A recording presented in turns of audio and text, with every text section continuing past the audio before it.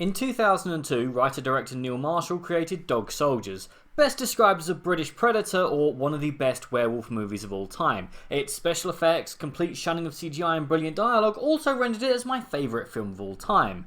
This was then followed up with The Descent, which people who are into that sort of thing have decried as one of the scariest films of all time.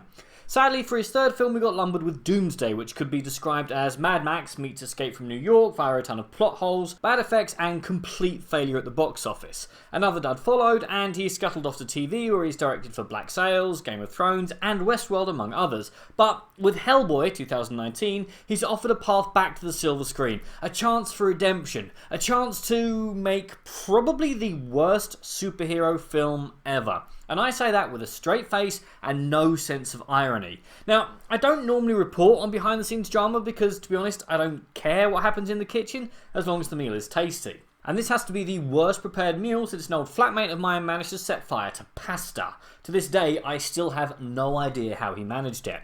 But with stories of the director being overridden by producers, actors storming off set, constant rewrites, and the firing of Marshall's long-term collaborating cinematographer, allegedly just to show him who's boss. I mean, it's no wonder that Neil Marshall was allegedly so unhappy with the final cut that he skipped the premiere. I mean, I fully understand the urge, as I wanted to skip out after the opening prologue, which I think could be the cheapest, lowest effort, cliched opening I've seen since Lesbian Vampire Killers starring James Corden. It sets up your bog standard fantasy story. Evil was being stopped back in ye olden days, has now come out to wipe out the human race via some evil scheme, I was never quite able to work out how, and Hellboy is dispatched with the mission brief to... If Little Red Riding Hood's a shark with a bazooka and a bad attitude, I expect you to chin the bitch. A very simple plot done a million times, and one that you think would be nearly impossible to mess up. Life, finds a way. I'll start with the broad strokes and then get down into the weeds. This film, it's just hard to look at. The whole film is just dull and uninteresting visually. If it came out that this film was all shot on sound stages like Dumbo was, I wouldn't be surprised. At times, it looked like that part of Sin City where that yellow guy was on screen. Everything is black and white apart from him, except that was a deliberate choice on behalf of the director. Here, it just seems to be a miserable accident. The whole dull colour palette means that your eye is drawn to Hellboy, even when he's not what you're supposed to be looking at. He's moving and in colour, which is enough to catch my eye at least. And as if that wasn't enough, this film feels really mean-spirited. I get that this isn't a Marvel movie, the CGI isn't nearly good enough, but this film is full of angry, whining people spouting exposition at each other between graphic CGI fights. There's no moments of levity or black humour. The closest the film gets is a truly pathetic repeated gag whereupon Hellboy keeps breaking his phone for some unknown reason. And forget about character building. And I know that Marshall can do humour and character development in dark situations because he did it in Dog Soldiers. Hit me! Oh, you fucking pussy, hit me! So, Hellboy thus far is a visually dull, mean-spirited film with a plot you've seen done a million times before and done a million times better, and... Alright, it's also time for me to set up my stall before people start getting busy in the comments section. No, I've never read an episode of Hellboy, and yes, I'm a big fan of the Golden Army because that's Del Toro being allowed to do his thing under the guise of a comic book movie. The first one is passable, but slightly dull. However, new director, new image, new kitchen, and a new flatmate who served me a medium curry which forced me to drink everything in a 5-mile radius. Note to self, no more reviewing films just before lunch. In short, each film is treated as its own separate thing, and the fact that I'm 845 words in and nowhere near done is because this film offends me as someone who loves film. And it didn't just offend me. I saw this film on opening night in a packed screen. 11 people walked out. And on my way out, every single person was attacking the film for different reasons. Now, even leaving aside everything that I've already said, this film was just so episodic. It felt like a series of short films with a loosely interconnecting theme than a film in and of itself, and even that's being generous. Here's how this film goes. Person meets Hellboy. Person then states that Hellboy is destined to wipe out the world and they'd be doing everyone a favour they took him out now and hasten the end credits. Person then decides not to for various stupid, pointless reasons. We then have what might be called a fight scene if you've lived all your life in among pacifist monks and only heard about action from the half-remembered tales of infrequent travellers to your monastery. Rinse and repeat. Look, I get the first fight being an easy win, especially when you're dealing with a character who has powers. The audience needs time to bed in, to understand your strengths and weaknesses, especially if you're a lesser known comic book hero, but In none of the fights does Hellboy ever seem to be in any danger whatsoever. Even when he's clearly meant to be in mortal danger, it's never communicated to the audience competently, or just at the moment when it's starting to settle in, he gets saved by some deus ex machina, or the bad guy just flat out stops attacking him to try and get him to come over to the dark side.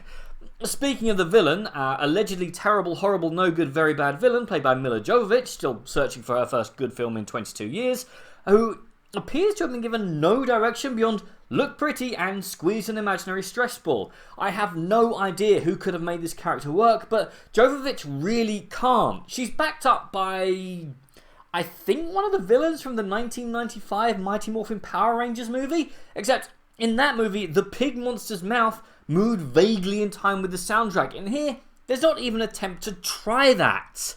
Although if I had an opportunity not to speak the terrible dialogue, then I would take it with both hands and a squeal of unmitigated joy. Look, I'm glad that Deadpool showed us that 15 rated comic book movies could work, but that film seemed like it needed to be a 15. This thing feels like it was going to be a 12-8 and then got bumped up at the last moment, forcing all the dialogue to be rewritten by someone who's only just learned about swear words and has to share this amazing discovery with every third word. Not to mention that pretty much all of the CGI and special effects look like they came from 1998, and maybe this film was supposed to be 3D and they changed it at the last minute? I'll never know, but I'll be grateful for small mercies if that did get canned due to budgetary restrictions. Okay, in the interest of balance, I do kind of like the Hell creatures, and yes, it was funny to see a character from EastEnders firing a gun, but these moments were in the trailer and they were the only bits I liked, or even came close to working, which is a shame as there are moments that I could have liked where they actually explored and had a point.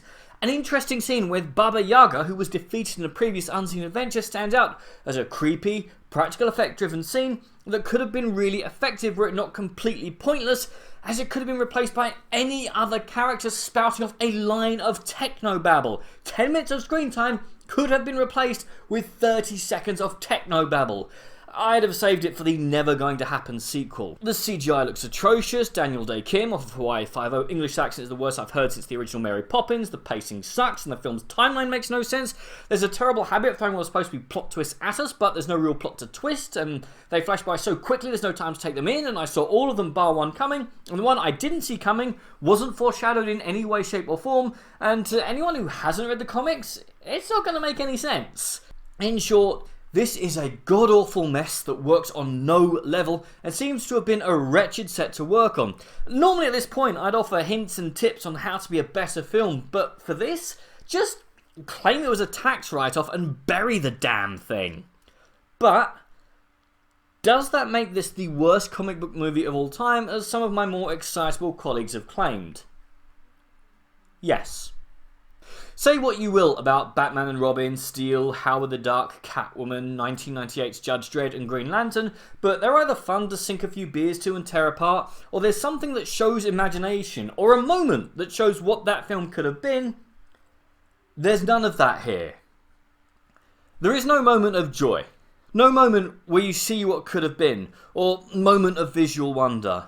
No sense of enjoyment or passion. This is a bad film made in bad circumstances by people who don't seem to care. It won't hurt anyone's career, but it's just crass and pathetic, and I want nothing more to do with it, because I know that I'd forgotten things that happened in this film. Moments that annoyed me, characters that don't need to exist, opportunities missed, but I just don't care anymore. I want this film held up as an example of how bad filmmaking can be. How you need a vision, passion, people who understand and will help you so that you don't wind up with a load of unconnected drivel. You know what? I'm done.